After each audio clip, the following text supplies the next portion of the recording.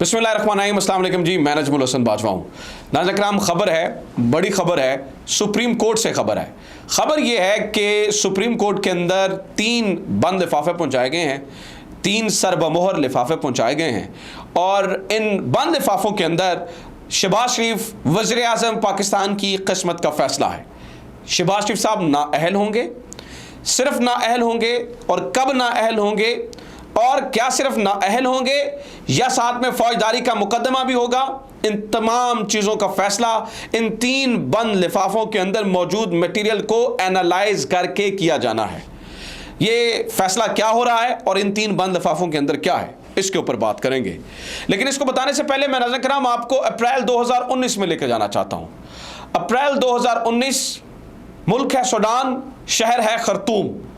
शहर खर्तूम अप्रैल 2019 में वहाँ के जो सदर थे उमर अल बशीर, उनका तख्ता उल्टा गया, उनको हुकूमत से निकाला गया।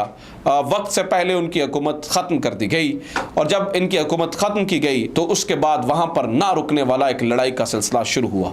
आज तकरीबन ये 2-3-4 साल का अरसा बनता है। इन 4 सालों के अंदर वहाँ पर इस कदर खून रेजी है कि सूडान की किस्मत का कुछ पता नहीं है कि ये कहाँ पे जा रहा है। फिर आप अप्रैल 2019 से निकलिए और अप्रैल 2022 में आ जाइए। अप्रैल 2022 को 9 अप्रैल और 9 और 10 अप्रैल की रात वज़ीर आज़म इमरान खान को वज़ीर आज़म हाउस छोड़ना पड़ा। ये एक डायरी लेके वहाँ से निकले और उसके बाद जो मुल्क के अंदर जो कुछ हुआ है वो आपके सामने है।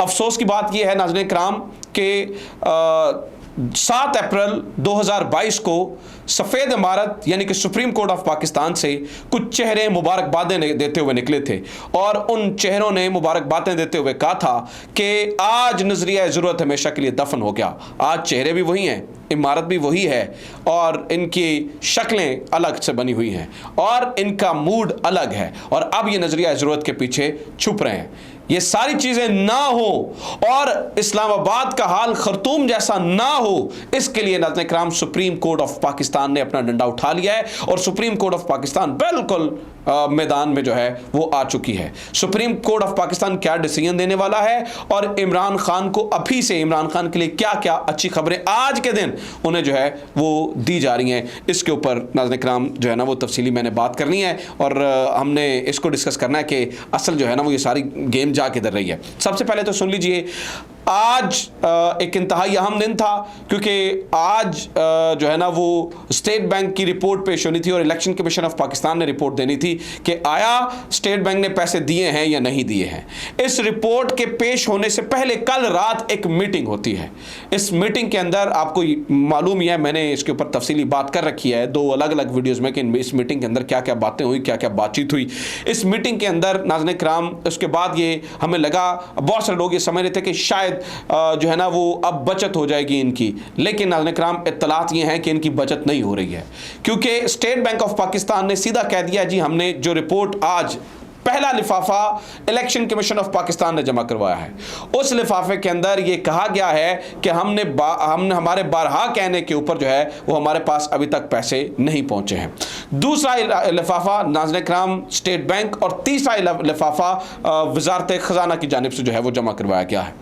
इन लिफाफों के अंदर ये कहा गया है, स्टेट बैंक ये कह रहा है जी हमने रकम को एलोकेट कर दिया है लेकिन हमें जो है ना वो हम पार्लियामेंट की उसकी इजाज़त के बगैर जो है ना वो पैसे ट्रांसफ़र नहीं कर सकते हैं, गवर्नमेंट की इजाज़त के बगैर पैसे ट्रांसफ़र नहीं कर सकते हैं। और वज़ारत ख़ज़ाना का भी नाज़रीन किराम इससे मिलता जुलता मौक़िफ़ है और वो भी ये कह रहे हैं कि हम जो है ना वो इनको पैसे जो है ना वो गवर्नमेंट की इजाज़त के बगैर शेयर नहीं कर सकते हैं। अब एक बात सुन लीजिए, अब होने क्या जा रहा है? होने ये जा रहा है नाज़रीन किराम, इसकी खबर दी है एतजाज़ अहसन ने। वो ये बता रहे हैं कि ये सोचिएगा भी बात कि सुप्रीम कोर्ट इन्हें छोड़ देगी। ना सिर्फ राना सनाउल्लाह साहब बल्कि इसहाक डार साहब और जनाब मोहतरम शहबाज शरीफ साहब और मोस्ट प्रोबेबली जनाब ख्वाजा आसिफ साहब, हो सकता है ख्वाजा आसिफ साहब की बचत हो जाए और बाकी इसहाक डार और राना सनाउल्लाह और शहबाज शरीफ साहब ये ना सिर्फ 5 साल के लिए नाअहल हो जाएंगे सुप्रीम कोर्ट चूंकि ये बिल्कुल जो है ना वो किसी भी इस तरह से मूड में नहीं है कि हम इस मामले को आई गई कर दें और हम ये देखें कि देखिए क्या होता है, गो विद द फ्लो, कोई बात नहीं है, नज़रिया ज़रूरत और ये वो सारी चीज़ें, नज़रिया ज़रूरत को अदालत नहीं मान रही है। और ये एतजाज़ एहसन ये कह रहे हैं कि जो है ना वो अब इनके खिलाफ ये फैसले होने वाले हैं, और इनका फैसला नाज़रीन किराम, इसकी वजह ये इन 3 बंद लिफाफों के अंदर मौजूद रिपोर्ट्स हैं। इन रिपोर्ट्स के अंदर इस रिपोर्ट्स के मटेरियल को इस्तेमाल किया जाएगा, और इन तीनों के अंदर एक चीज़ है जी, गवर्नमेंट इजाज़त नहीं दे रही, पार्लियामेंट इजाज़त नहीं दे रही।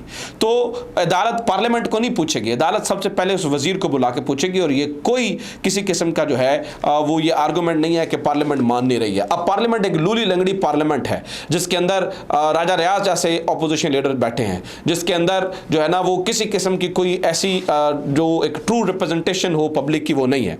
ठीक है, तो ये नहीं है, ये तो नहीं होने जा रहा। दूसरा बात ये है कि देखिए अभी आज ये लिफाफे जमा हो गए हैं, जो हमारी वहाँ से इतलात आ रही हैं वो ये है कि हो सकता है आज शाम तक ही कुछ हिलजुल हो, नहीं तो कल इस बारे में हो सकता है कि कोई हिलजुल जो है वो सुप्रीम कोर्ट से होना शुरू हो जाए, और सुप्रीम कोर्ट से अगले ऑर्डर्स आ जाएं कि भाई आप किस किस को बुलाना है, और अब मोस्ट प्रोबेबली जो प्रोसेस शुरू होगा वो तौहीन अदालत की कार्रवाई का होगा। अच्छा, एक तरफ तो ये चल रहा है, दूसरी तरफ नाज़रीन किराम देखिए अचानक से चीज़ें हो कैसे रही हैं। पिंडी से ज़मानपाद तक मौसम जो है वो खुशगवार है। ये क्यों है, ये ऐसा क्यों है, इसके पीछे भी कुछ चीज़ें हैं, वो भी मैं आपके सामने रख देता हूँ। मिसाल लीजिए नाज़रीन किराम, मिसाल ये है कि इस टाइम हुआ ये कि इमरान खान को आज कुछ बड़े रिलीफ मिले हैं।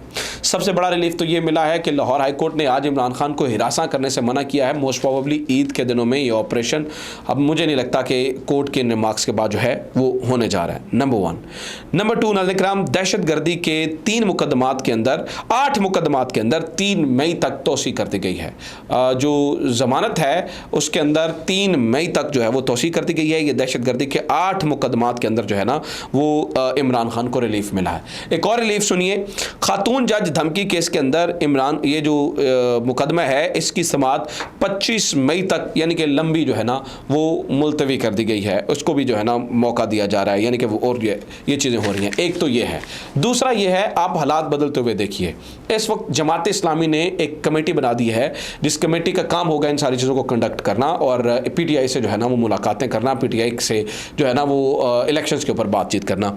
दूसरा ये देखिए कि पाकिस्तान पीपल्स पार्टी के जो वफ्द हैं वो बाप से मिल रहे हैं, ANP से मिले हैं और नून लीग से मिले हैं, N लीग से मिले हैं, बाप से मिले हैं और ANP से मिले हैं।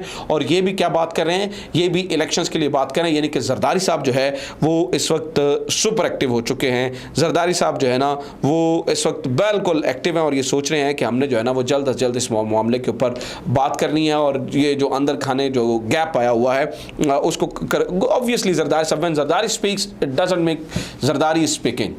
इसका मतलब ये होता है कि आपको पता है जरदारी साहब का उनको कहाँ से जो है ना वो चीज़ें मिलती हैं या वो क्या करते हैं, इस बात का आपको बड़े अच्छे तरीके से अंदाज़ा है। ये मैं इस बारे में जो है ना वो मज़ीद बात नहीं करूँगा। अच्छा, जो इम्पोर्टेंट बात है, ये सब कुछ क्यों हो रहा है, ये सब कुछ किस वजह से हो रहा है। देखिए हवाएँ बदल रही हैं, चीज़ें थोड़ी सी तब्दील हो रही हैं। एक और बात आपको मैं बता दूँ, जो कल रात की मीटिंग है, पाकिस्तान की तारीख़ में कभी ऐसा नहीं हुआ कि DGMO, DG ISI और सेक्रेटरी डिफेंस ये सारे इकट्ठे इतनी लंबी मुलाकात उन्होंने चीफ़ जस्टिस ऑफ पाकिस्तान से की हो। इसका मतलब है जो लोग तो कह रहे हैं ना जी चीफ़ जस्टिस के हुक्म से कोई फ़र्क नहीं पड़ता, उन्हें बिल्कुल समझ आ जानी चाहिए कि चीफ़ जस्टिस के हुक्म से फ़र्क पड़ता है।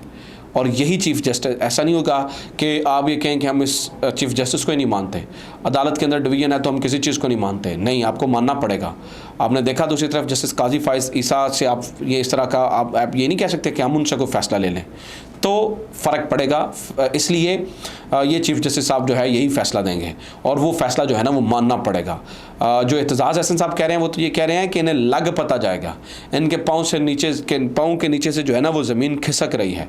ये जो राना सनाउल्लाह साहब बड़ी धमकियाँ लगा रहे हैं, इन्हें भी लग समझ जाएगी, इन्हें अंदाज़ा नहीं है कि इनके साथ होने का जा रहा है। ना सिर्फ 5 साल की नाअहली होगी बल्कि फ़ौजदारी मुकदमात भी होंगे।